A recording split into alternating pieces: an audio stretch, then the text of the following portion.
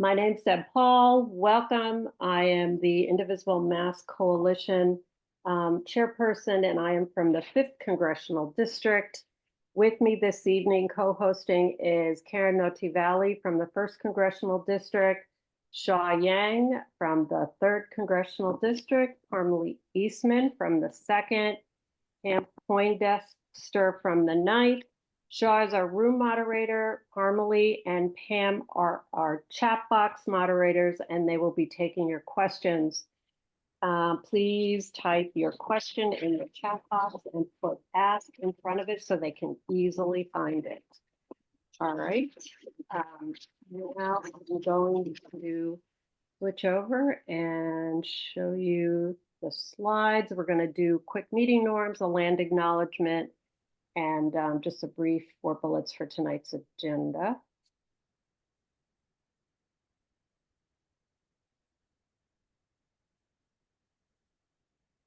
Hang on. Okay. There we go. So welcome everybody. We are here for the Indivisible Mask Coalition statewide call, and we have Rachel Bitecofer with us this evening. We assume that everyone on this call comes with good intentions. This meeting is being recorded, will be made public on the IMC YouTube channel. And for privacy, you may want to keep your camera off or use your first name. Introduce yourselves via the chat. Everyone is on mute except for the speaker. Ask questions via chat. Type ask and your question.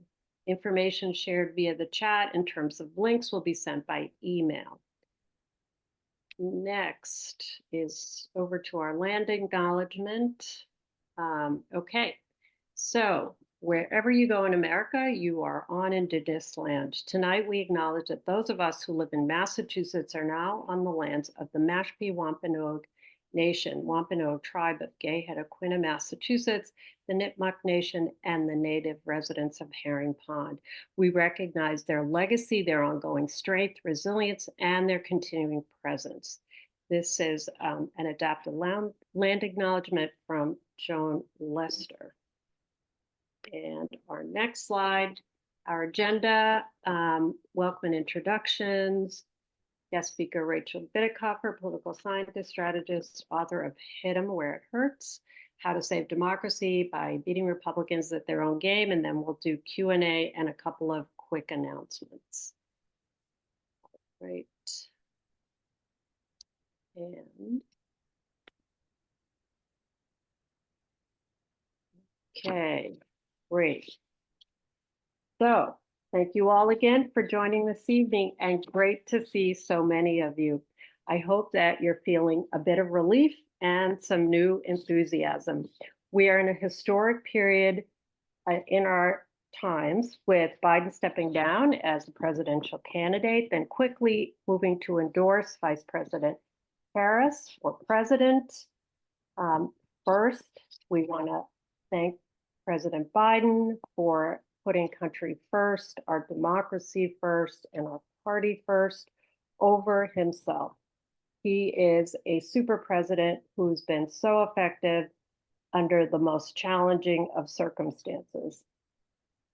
Next, we watch the fundraising for Harris take off, reaching up to $100 million within 24 hours from mostly small dollar donors. This is a strong measure of enthusiasm for her, along with 40,000 people spontaneously signing up to volunteer for her campaign.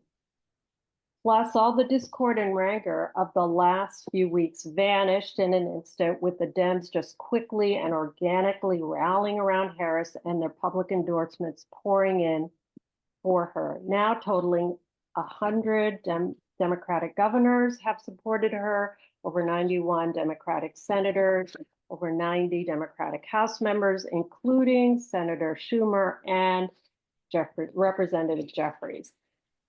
Plus, a majority of the Dem delegates now support her for the nominee for president.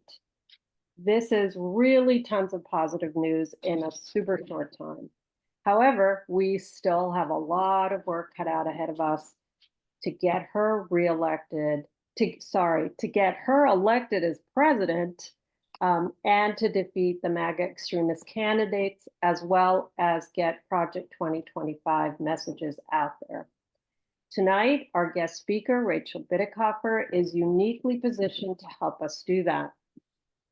In Hit 'em Where It Hurts, How to Save Our Democracy by Beating Republicans at Their Own Game, political scientist turned strategist Rachel Bitecofer debunks myths about the electorate that keep Democrats from winning elections and introduces negative partisanship strategy and electioneering strategy aimed at informing the electorate about the threats they face from MAGA extremism. Her interviews and analysis have been featured in the New York Times, the Washington Post, Salon, Politico, the New Republic, the Real Time with Bill Maher, CNN, MSNBC, and many other news sources. She has also worked with Democratic Party candidates and organizations to implement negative partisanship strategy, and that was done in the 2022 midterms. Welcome, Rachel. Thank you so much for making time to join us, and it is our pleasure to have you here this evening. Thank you. No, it's my pleasure to be here this evening. I'm so excited to be in Massachusetts. What's up? And I'll tell you the reason, I mean, not to get sidetracked, but I'll tell you, I'm especially excited to talk to Massachusetts because with negative partisanship strategy, y'all will never have another Republican governor, okay? And we can't be having that anymore in Maryland and Massachusetts, guys. Wow. So I'm excited to be here, especially excited today. And I'm going to just touch briefly on the change and what it means and why I'm so excited about it. Now, how we got there, very messy, very dangerous. If Joe Biden had not been George Washington-esque in his love of country and his ability to put the country above himself, then we'd be in a very different boat. And where that would have been was, you know, we had the debate and it went bad, and then we beat our nominee for 3 weeks. So we would have been really trying to, like, you know, that would have been hard work. So we're very lucky that Joe Biden is the man of integrity that we always believed and knew him to be, and did this for us. And the effect has been obvious, right? So the effect, as Deb pointed out, the rally around Kamala Harris always had to be Harris if we were going to do this at the end of July, guys. It was just amazing to see everyone put aside the 3 weeks of rancor, refocus mission wise. And now we have the shot of energy that we really needed to take on Donald Trump. Some of you guys might be wondering how it is that Donald Trump could even have been competitive against Joe Biden, who is admittedly boring, but not crazy felon, serial sexual assault, you know, wingnut. So some of the lecture tonight, or the you know, I only have about 20 minutes to go through book material with you. I'm going to do a focus on the very first part of the book.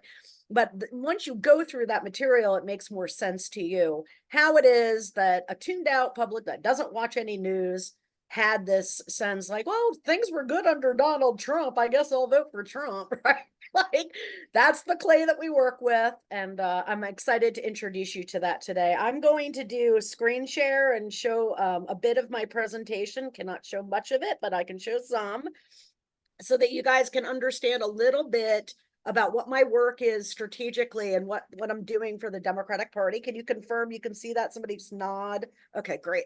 All right. So, you know, the book is really, it's about strategy, right? It's about how come we lose elections that we should be winning, especially like any Democrat on the ballot in Massachusetts should be winning, right? So why is that not happening? And, you know, it's really the most of the work I'm going to focus on today is this first thing. It's doing 3 things. The first thing it's modernizing how we Democratic consultants, activists, candidates, DNC chairs, how we conceptualize the goal of winning elections once we accept and understand the status of the American electorate. Because every time you hear a politician or a analyst or a pundit on TV say, well, the American people are smarter than that, Well, technically, it's true. Americans have great IQ. Everybody in a developed country with access to good calories and education end up with a good IQ. But that's not the same thing as being smart civically, okay? And our knowledge base of the electorate is very, very small. In fact, I just posted today, I went and got my nails did because I feel like a death row inmate that's been pardoned. That's how I feel. So you should be feeling really good. But as I was doing my nails, I said to the guy, hey, how do you feel about the ticket switch? What, huh? Oh, Biden dropped out. Like, yeah, that's the folks that we're dealing with, and I'm going to prove it in data. The second half, if you haven't read the book, if Jamie Harrison, when I sent it to get his blurb, because he blurbs the back of the book, he's the chair of the DNC. When he wrote back to me, hey, I'm sorry, I know I did get this blurb back to you, but it's taking me so long because I can't stop underlining and highlighting things. I was like, oh, mischief managed, right? Because like if the chair of the DNC is learning from this book, it really suggests you can too, even if you feel like you know a lot about politics. So the back half of the book is talking about how negative partisanship strategy works and then how to do it. So I highly recommend that you get that so that you have it when you're making copy and you're making material. There's nobody who's putting out content, from a person with 100 Twitter followers to 200,000 to the candidates to whoever it is, that's not shaping public opinion with their content. So we really want to make sure everybody gets something out of this book. And so you're going to find a lot of hands-on stuff. But now that I'm like 6 months into release and I've done so much public speaking on this, I just got back from the Washington State Convention. And of course, I'll be doing a training on this at the DNC in August. I'll be going out there for all 4 days. I have learned how hard it is for us, folks who are very liberal, very politically engaged, very well informed, to really internalize what it means that we have an electorate that maybe like 30 or 40% are just finding out right now that Joe Biden dropped out of the race, okay? Because it seems like I'll go through this part of the lecture and I'll make that point, and then an hour later I'll hear someone say something where I'm like, oh, you didn't get what I'm saying. I'm telling you now, there are millions of people in Texas who don't know that abortion's been banned. Okay. And they won't know until they're Ryan Hamilton and his wife, and they walk into the ER and get told, hey, you have to have a rotting fetus inside of you because of the state law. Right. So, like, that's who we're dealing with. And you can see that, the Annenberg survey I use because it's such a simple concept, right? How many branches?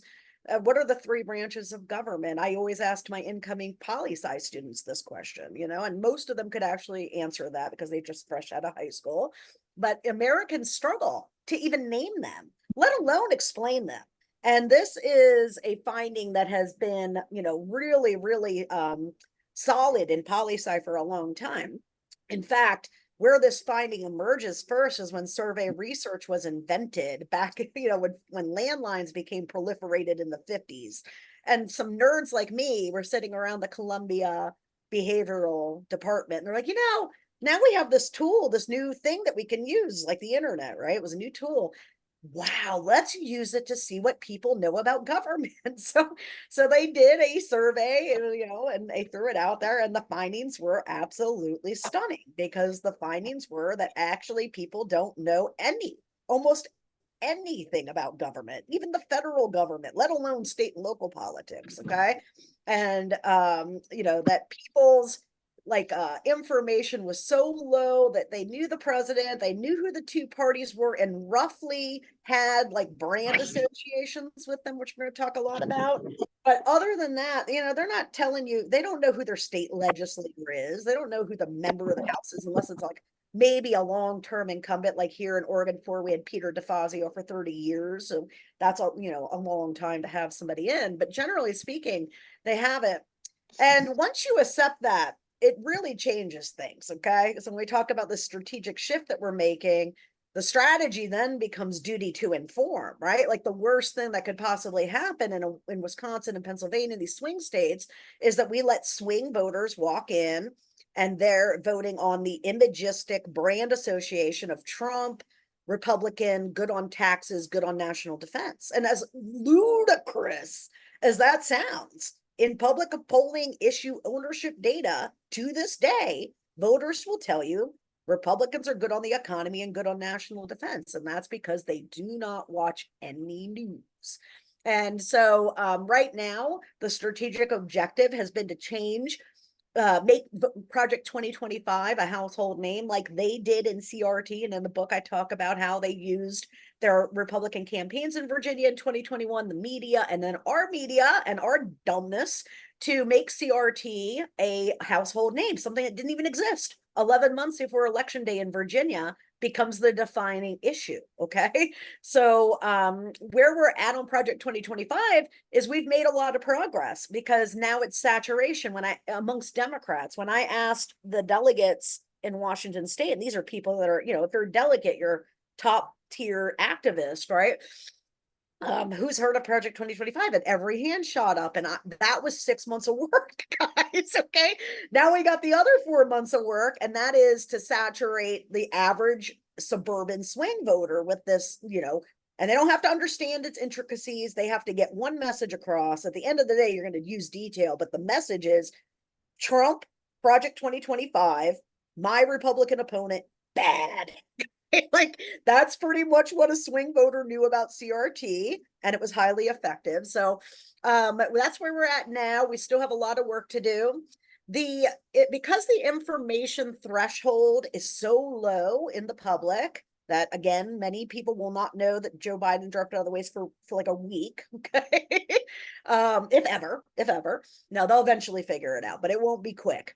The reason that partisanship then becomes so powerful in our system is that they don't have any psychological shortcuts to use except for the party label. And so this graphic here, I'm using it to show people, like when I did polling at the Lawson Center, and pollsters started to do this, you know, I think I was actually on the front lines of pushing people to do this, but putting party leaners, people who say I'm an independent and then are asked, do you lean towards the Democratic Party or the Republican Party? Since the 80s, we've known those people behaviorally don't present a lot different than someone who's willing to say, I am a Democrat or I am a Republican in terms of their vote choice, in terms of issue positions, things like that. Okay. And so nowadays, you know, a consultant or an analyst or a pollster or whatever is going to be looking at the independent poll, sorting out all the leaners and putting them into their appropriate partisan camps. And then, you know, that leaves you with just about 7-10% of the national electorate. And this would be true in any swing state, not in Massachusetts, but in any swing state, about 7% of people who are what we would define as truly independent. And then, you know, there are some of them, like my mother-in-law, who might actually do research and really be independent because she needs to be swayed. But most of those people are people who are socialized into voting. So somebody taught them the civic responsibility of voting, but they don't have interest in current events, politics, government. And because they don't have interest, they don't have passion. And because they don't have passion, they're very, very imagistic. Okay, so the top line narrative is what matters to these folks. And that's why I'm walking around like a pardoned death row inmate, because, you know, voters were telling us don't run Biden, he's too old. He comes to the debate and proves it, right? Like the top line narrative was going to be devastating for us, right? And that's the thing that might get through to people. So like we're going to talk about how to do messaging in a centralized, focused way, but the goal is to make enough noise with one thing repeated loudly that it breaks through the tuned outness of our electorate to that part of the electorate that is engaged, keeping in mind, of course, that 50% of the people you pass in a mall, maybe not, you know, in Harvard, right, in Boston, but somewhere else, right?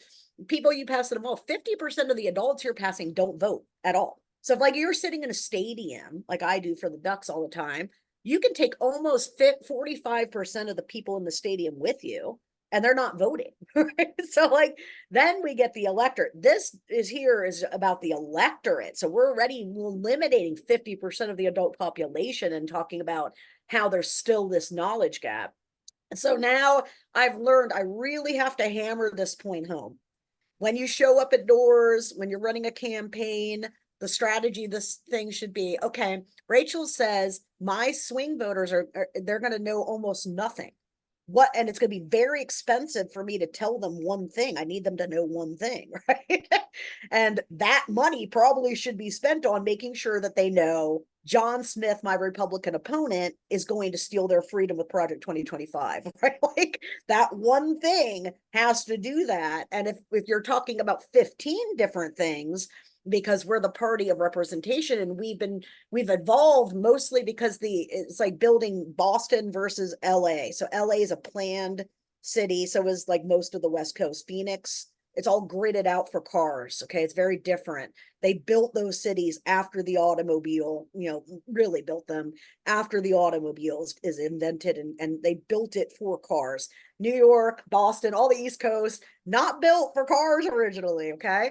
That's how we've evolved with the technology of today with micro targeting and digital targeting. Is we've said, oh, we've got this really diverse coalition. Now we can find them, we can give them really specialized messages. And actually, like if we were marketing products, that would be great, but we're not. We're trying to get tuned out people who pay no attention to news or politics to eat vegetables, right? We're not selling a Toyota. We're selling something people hate. They don't want to buy. There's not in the market ever for a Democrat or Republican. The public data opinion data is clear on that. So we're selling a product no one wants. Our advantage is that there's only one other option. Republicans isolated that advantage about 10 years ago in terms of their electoral strategy and began making their campaigns focus on defining us as a bad product so that they didn't matter who the Democrat was, you could insert them. They get inserted into socialist Democrat, raise your taxes, turn your boys into girls. Now the rhetoric is so hyperbolic that it's about pedophile. We're all pedophiles and groomers. I mean, this is serious rhetoric that they deploy on us, as Mallory McMorrow pointed out in her speech that, in Michigan, when she said hate will not win, the emails they were sending out about her, a single, mom, a Christian mother, were about her being a pedophile adjacent. Okay. So like, this is what we're up against. So, it's really important for people to understand how powerful partisanship is. It's so powerful that the way I made myself famous was beating Nate Silver to the midterm effect in 2018. And the reason is, as a political scientist, I understand this about the electorate. I don't need to know anything about you. Just say there's 100 people in here. I could not know if you were a man or woman, old, young, rural, urban, college educated or not, the race, whatever it is. Like all these demographics we hear in our campaigns as being so profoundly important. For a political scientist like me, all those demos do for me is predict, is this person likely to be a Democrat or a Republican or a leaner? And then once I know that, I know who they're voting for. Okay? And you can see it, because this is the hard data from the national exit poll data from 2020. And what I'm showing you is, with the leaners, people who said they were independent but lean, sorted into the respective partisan camps, 96% of Democrats voted for Joe Biden and 94% of Republicans voted for Donald Trump. And that was true all the way down ballot. I mean, even higher technically, though these are very marginal differences. But you can see, like, if that's with the leaners in, like, right? So like at the end of the day, we have created a political electioneering outfit that is diffusing our message across, trying to represent all parts of our coalition through messaging to win elections. Where we should be doing is saying, hey, coalition, here's this one issue, Project 2025 Dobbs, right? Freedom. And we can win all of our races on this. And then you use the power for representation. Okay? And I use an example of that in the book for Glenn Youngkin, Mr. CRT, because Glenn Youngkin, if you've never met Sweater Vest Glenn, he doesn't give two shits about public education, okay? Let alone public education and race. He's a business guy, dude. He wants to make money. He's like, so if he was our candidate, they'd be like, well, Glenn, your strength is business and da da da. Let's bring the whole campaign around that, right? And some Republican strategist like me walked in and said, hey, Glenn, You know, we think if we wedge this race in schools and make suburbanites freak out about their white kids feeling bad about being white, we could elect you in a very long shot, tough race, right? 2021 governor's race was supposed to be hard for him.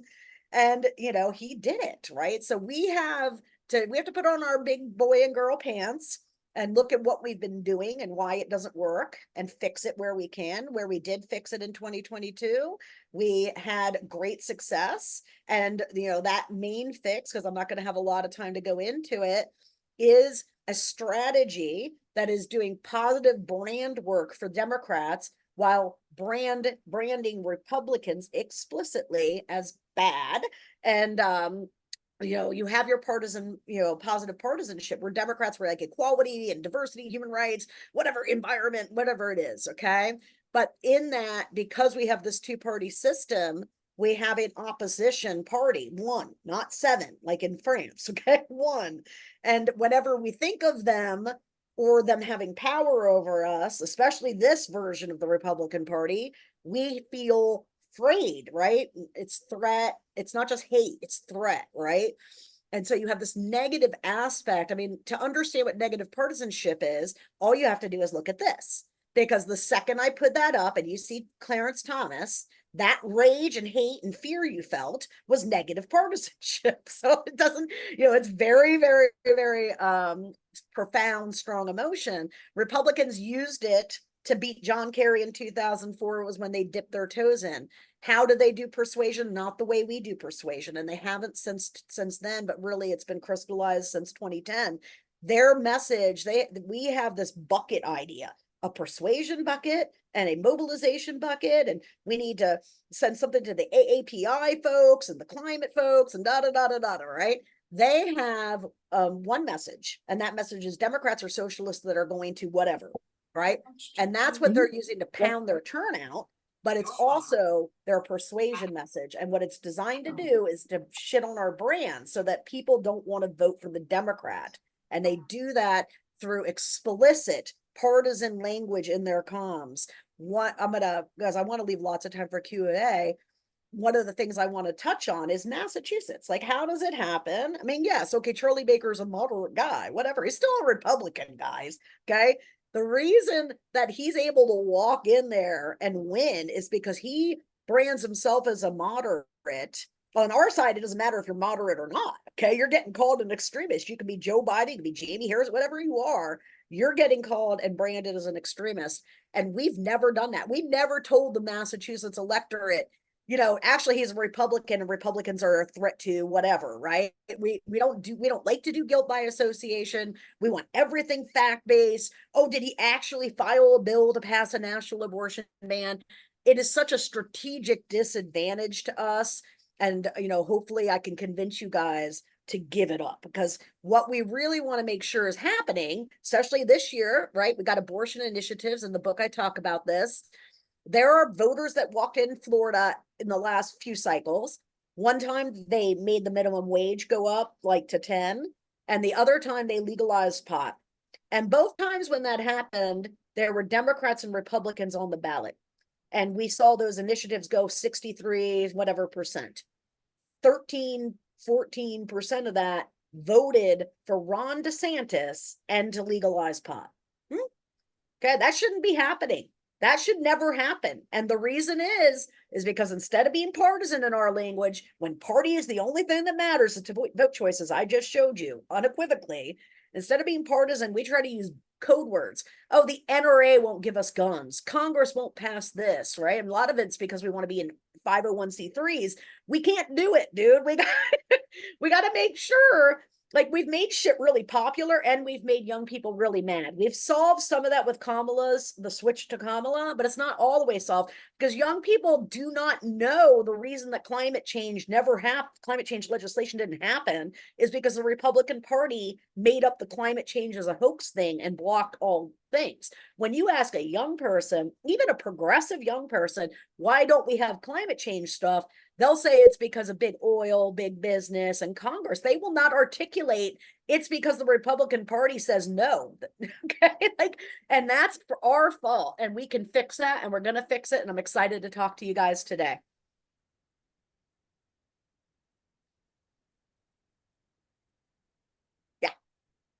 I'm trying to do my stop share.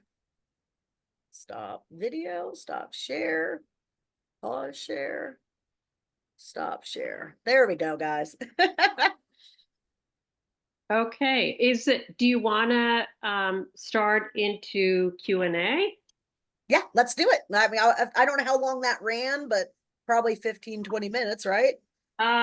We are at 7:30, I believe. 7:33. So I will turn it over to Q&A, but I'm going to take 1 minute before I do that because this is pretty important. We want to follow through with Indivisible National's request to support Kamala Harris strongly, and they want to list all the groups of indivisibles across the nation on their website showing support and getting positive messages out. So tomorrow, look in your inbox for an email asking you to vote whether you support for Kamala, you have support for Kamala Harris or not, if you're with her or you're not with her. We just want to take a vote, hear from everybody, and then we can go out there and make an announcement, have a press release, and share that with Indivisible National. Done with my announcement. Over to you, Pam. Thank you. We received quite a few questions in advance of tonight's event. And at the top of the list is this one. How do we craft a simple, true message that grabs people viscerally?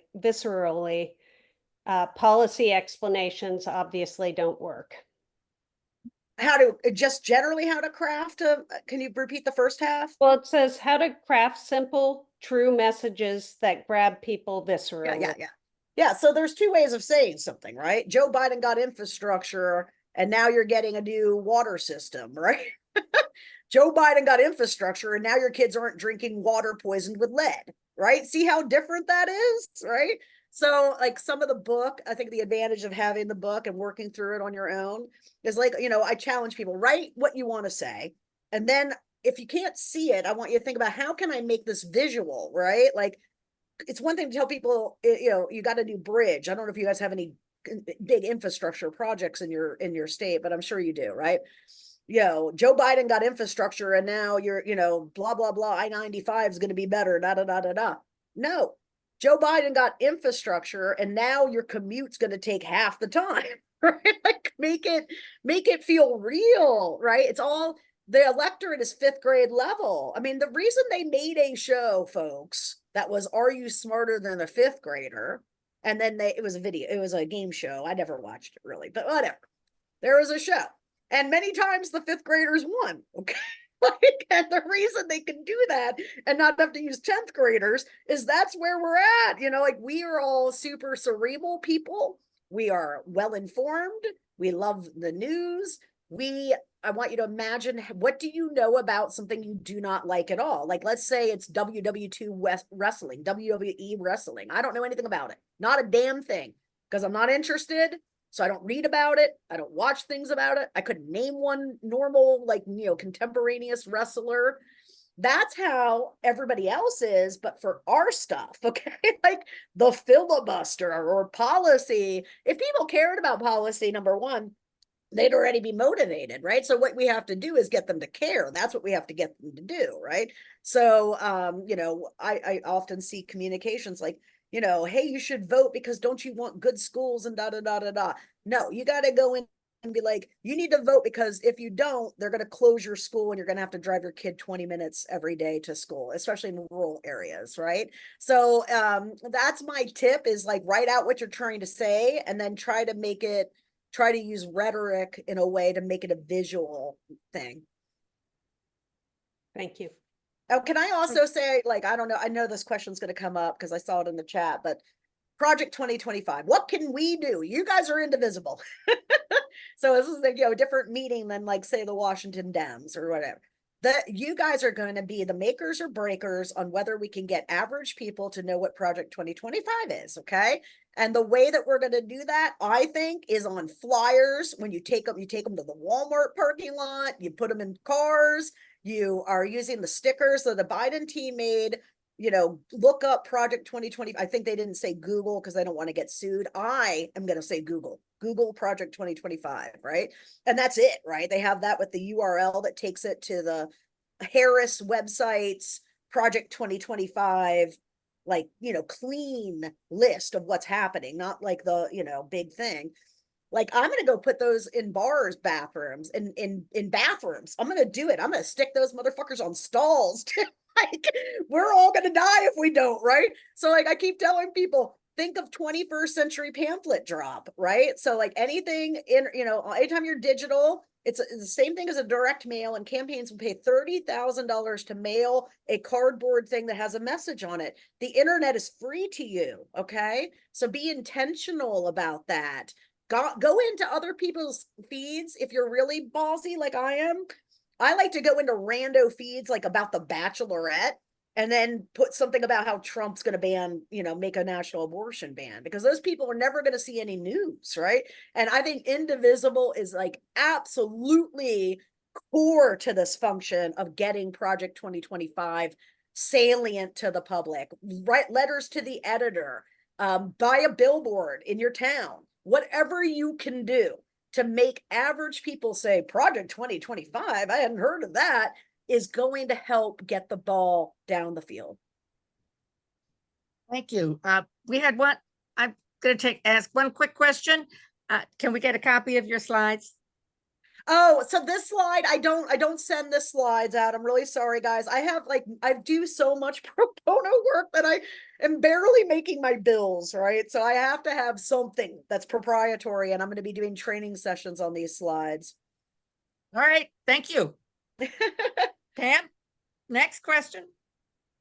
How do we address and motivate the double haters who won't support either the Democrats or the Republicans? And that ties right in, right, to negative partisanship. Because here's the thing with the double haters. They hate both parties. They hate both candidates. They can't really articulate anything but vibes, right? Like why they hate them. Okay. And so what we want to make sure is that they hate Donald Trump and the Republican opponent on your ballot more than they hate you. And that's really the secret to winning over those people. Because you're not going to convince them to like you. It'd be like going in to the Gaza people, okay? I mean, some of this problem's gonna fix now because Biden's gone. But like, let's say people like, Rachel, what do I tell these Gaza voters? I'm like, dude, show them Trump's website on Agenda 47. Like, he's on video talking about pulling in professors and students at our universities and subjecting them to loyalty tests, not you know, not like we would do a loyalty test, but like a MAGA loyalty test. And they want to deport what they call all the jihadists. Okay, like that's what's coming. It's not a Muslim ban. Like, we're talking about stuff that's significantly worse. And so rather than convincing a Gaza person that actually Joe Biden's not so bad and it's been, you know, this and he's got these troubles and all the shit that we would be tempted to do normally, none of that's going to matter. Okay. Same if you're knocking doors and someone's really pissed off about the border, because frankly, guys, the border is a big losing issue for us right now.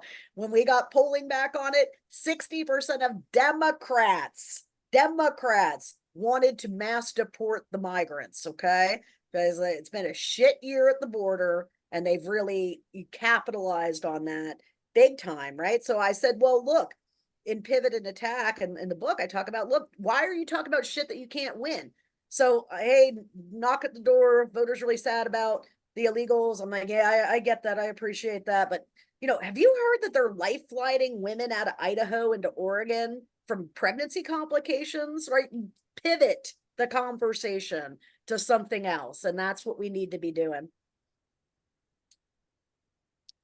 Great, thank you. So one of the issues people are pointing out, this is a kind of a question, but what do we do about the people that are just listening to Fox TV and have it on in public places? And what on public places? Fox. I'm saying, so if they have, you go in someplace and they've got Fox TV and yeah. like, yeah, I mean, number one, I always like to block Fox when I'm in the hotel. I always take the remote and do parental control and block Fox if I can. Yeah. It's a public service. I mean, here's the thing. Someone who's watching Fox is not they're not digesting news, they're digesting propaganda. And we know it for a fact, right? I mean, Fox had to settle almost $1 billion in liability for telling people the election was stolen when they knew, and then all their messages internally proved that they knew it was all a lie, right? So, you know, the Fox, we're not getting around that at all. Now, Fox viewers do things though, right? Like they do other shit. They like hunting, they like cooking, they like The Bachelor, right? The old people love the crime shows. I know because my mom does, right? That's where you want to find the Fox audience on non-Fox things using ads. So, you know, sports, right? Like for me, if I'm running a campaign, I'm spending a ton of money on ESPN apps, things like that, to get ads, to get information to people. And again, it's not, you know, I'm not trying to persuade them that I'm great and I ride a motorcycle and I used to be a sheriff and I'm, you know, woohoo. Like, I mean, candidates love that, but like I have a section in the book that says voters are just not that into you. And it's true. Okay. Like the D and the R means so much more than the candidate. Now, sometimes you get a candidate that kind of transcends that. Very rarely though. Okay. Mark Kelly, NASA hero, Barack Obama, right? Like it's very rare that you have somebody that can transcend and be more important than the party label. And that's why, you know, when Tim Ryan focused in 2022, you know, I talk in the book about how we did negative partisanship strategy some places, but not everywhere. Tim Ryan's whole campaign was about how Tim Ryan's not a real Democrat. He's not one of those Democrats, right? He's going to do bipartisanship. And he got trounced, right? And the reason is because the electorate voted for J.D. Vance, and many of them to this day still have no idea he doesn't believe in no-fault divorce, okay? They'll never know that because we never told them. So the campaigns have to play. They have the most money.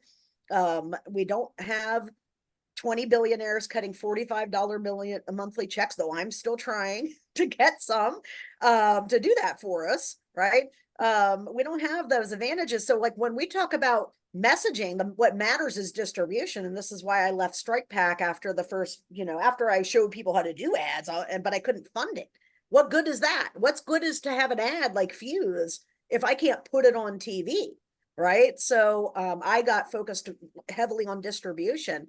We have a massive, we cannot possibly get messaging out enough. And that's why grassroots groups are so integral to our stuff. But it's extremely expensive to put paid media in line. And so the campaigns are going to have the most resources. And that's why we need all the campaigns running negative partisanship strategy, tying their opponent to Trump and to Project 2025. We have a couple of questions that are a little bit outside of the box of your book topic, but you may have some ideas and thoughts regarding them, so I'll ask. The two questions are, how do we fight against SCOTUS and its most recent rulings? And what do you think about contacting legislators about DeJoy and possibly the 50,000 ballots that didn't arrive in time for previous elections? Well, I'm not so sure about that, but in terms of SCOTUS, I want people to understand how we got to where we are today. And obviously Mitch McConnell, right, played a big role in that by violating a norm. I mean, there's so many red lines the Republican Party has blown through. Now that I've studied the rise of the Nazis and really totalitarianism for 4 years, now I understand how hard it is to get people to believe in the worst case scenario preemptively. It's just a part of our psyche rejects that. So getting people to take the threat seriously has been a real challenge, right? But you know, I'm sorry, could you repeat the front end of the question though? How do we fight against SCOTUS and its Right. most recent rulings? Thanks. So what I want people to do about SCOTUS is look at how we got to where we are, because it wasn't McConnell. It was Republicans defining and branding us as the court, as liberal, as us, as having an activist judiciary. And they built Judicial Watch and they built Tom Fitton's stuff. And that's when they started putting out ads in all of our state judicial elections, defining us as extremists. Okay, so we have to return the favor. We want to freak out America We've got the Federalist Society 6, right, on the bench, and we should be running ads about how they are hijacking democracy, they're legislating from the bench, and they're judicial activists. The Republicans have padded some words for us, like limited government is good, right, deregulation, right? We should be using those against them because, like, people in the same survey will say, I love limited government, and then in their policy preferences, will be like, I want to expand Medicare, I want to do this and that. They don't get that, connection. So we know people hate limited government. And now we've got a government that wants to be literally inside your vagina. Okay. Like literally in it. Right. So like that, we should be branding them as big government, freaks who are coming for your freedom. And that's how I see that happening with the court. And we should be wedging it because people are so pissed off at the court. And we should be tapping into that. And I'm really kind of glad, with Kamala coming in, I think she's a little bit more amenable to like some of the things the base wants to see about the court. But what Biden opened with was good enough. Like we have to be careful to hold the moral high ground on democracy between now and election day, especially, but always, because I never want to not have the moral high ground on democracy. So, asking to expand the court, I think is a bit counterproductive to winning. But I think the people are mad and scared about the Supreme Court. Now they've made him completely immune, and it's so important for people to convey that. This is Donald Trump with no guardrails. Like last time he thought he could go to jail. This time he doesn't. He knows he can't, dude. Oh my God. He's gonna be so crazy. So, and the court did that to America. 249 years of constitutional jurisprudence, and they just took a big dump on it. So we really want to be wedging that court stuff, and especially amongst activists. Great. Parmalee, thank you. Before you go into the next question, I just want to make a comment and follow up on your visual of SCOTUS up your vagina. I actually saw a painting of that right after the Dobbs decision. There was an exhibition of how artists felt up in Lowell, Massachusetts, and there was this abstract vagina with the 6 faces. I love the it. Federalist Society Supreme Court justices inside, and it stuck ever since. And I've thought about, should I reach out and make this like a poster? I think we should. I'm going to follow up. It's great. Yeah. I mean, here's the thing too, right? Like you can say, Trump overturned Roe and now women can't get emergency abortive care. Or you could say Trump overturned Roe and now women are forced to carry dead fetuses inside them until they rot enough to get them out. Like that's what's happening. So, All right. Question from the crowd or the attendees. We know that the Democratic positions align with a lot of what young voters think. Why aren't we going after them more?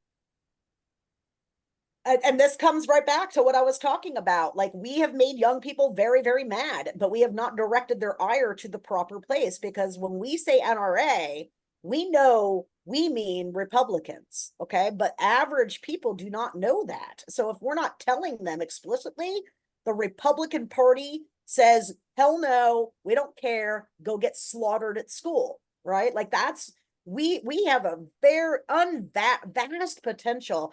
And for the first time ever, I mean, young people have always been a problem, folks. Like I study political behavior, right? Like it's always been that the young people, when they're young, don't vote. They get older and they vote. We're hoping that continues, even though our young people today are much less civically minded because we don't have any idea what's going to happen with the young people today because the internet is brand new. And prior to the internet, you could not block out news. Like it was everywhere. It was on your TV. You couldn't, go through the commercials. You had to watch them. You would see the, breaking news reports with Dan Rather or whoever it was, right? Like it was everywhere in newspaper machines, in cafes. Everyone talked about it. Like now we don't have that. People are so like focused. Their algorithms are not focused on us, on politics. They're focused on cooking and hunting and sports, and they see literally zero information. That said, because of the digital space, we have the ability to do something we've never been able to do with young people, which is find them, okay? Because they never watch TV. When they were young, when we were young in the 80s or 90s or whatever it was for you, I bet you watched a lot less TV. I know I did. Okay. So actually, we have this unprecedented opportunity through social media to hit these young people and follow them around the internet, right? But it doesn't help to tell them, call Congress and tell them you want gun legislation. But I mean, Jesus, stop, okay? Call Republicans and tell them I don't want to die in school. Like, we have to be getting the climate thing too. I mean, my God, they use the tobacco industry. When we were going to get action on climate change, for those who are old enough to remember, and most of us are because we're interested in politics and so we're old, in 2006, Nancy Pelosi did an infomercial with Newt Gingrich about supporting cap and trade, which was going through the Senate. Okay. The Republican Party's response to that, and this is the beginning of the Tea Party revolution, was to say, no, actually, there's no moral imperative to act at all because climate change isn't real. And they used the tobacco execs who did the, discounted the links between smoking and cancer to frame that. And they spent mad money doing it, dude. And they're still doing it. I mean, the official position of the Republican Party of Florida, where you can no longer insure a house, okay, is that climate change doesn't exist. They're going to take it out of the textbooks. I just saw that last year. They're going to remove any reference to climate change out of the Florida textbooks. Okay. So, like, why aren't we telling young people that? They don't know it, and we need to tell it. We need to tell it using partisan branding work that I go over in the book. Thank you. This next question has to do with the organization Braver Angels. For those on the call who are not familiar with them, it's a citizens organization uniting red and blue Americans in a working alliance to depolarize America. And the question is, do you use any discussion tools of the Better Angels group? Do I use them? Yes. I mean, I don't know. I've never heard of them. I'm so sorry. Oh, okay. I've Okay. never I'm heard sorry. of Better Angels. I mean, I did a dissertation on polarization. I'm here to tell you guys we have to do polarization right now or we're all going to die. And if you feel morally wishy about it, let me explain how morally wishy you're going to feel next year. When the question isn't, should I say Republicans are mean? The question is, my neighbor who's a dreamer and has never been to Guatemala is being rounded up. Should I hide him in my attic or not? Right? That's where we're going to be at. And we've twiddled and talked about whether we should double down or go high as they polarized, and they've been using it to win. I mean, elect Donald Trump. I mean, a total moron to the presidency, right? So I feel morally clean about what I'm telling people to do because the stakes, we're out of time. There is no more time. If we lose this election, again, optimism bias, I get it that you don't believe me. I'm here to tell you, if we lose this election, there are going to be millions of people, the people that we purport to care the most about, trans people, indigenous people, Latino people, Muslims, trans people. Those are the people that are going to pay for our moral superiority in terms of comms. And I am not willing to cash that check. Thank you. So what is the one message that you would recommend for Harris? For Harris, it's about, I mean, for me, it's all about, getting people to know that Donald Trump is an extremist threat. I mean, the contrast is great, right? New America versus old America. My God, I mean, I was like, oh God, now he's so broken. What are we going to do? He's never going to quit. And then he did it, right?